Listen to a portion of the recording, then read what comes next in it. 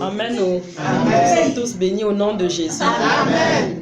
Je m'appelle Patouma Ipouzeya, je viens du Nord, précisément de Garoua.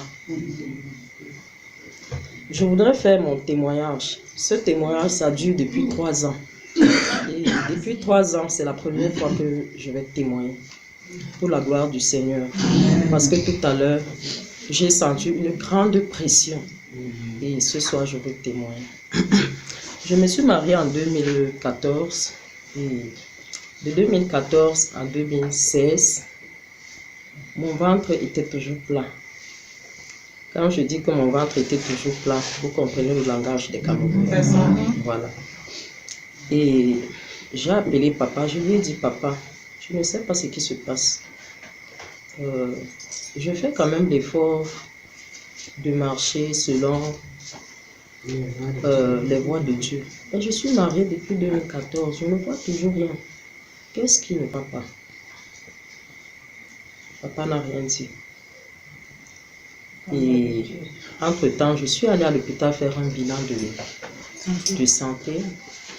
Le gynécologue a découvert que j'ai un kyste au niveau du col de l'utérus et qu'il fallait absolument que je passe par une opération chirurgicale avant de concevoir.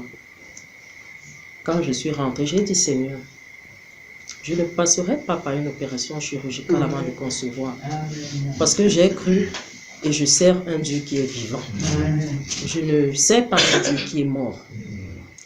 Alors quand j'ai appelé papa, il est resté calme au téléphone. Il m'a demandé la position de mon époux. Je lui ai dit qu'il est à Garoua, mais il sera à Yaoundé bientôt. Papa m'a dit, quand ton mari sera à Yaoundé, dis-lui de tout faire pour me rencontrer. Et j'ai transmis le message à mon époux.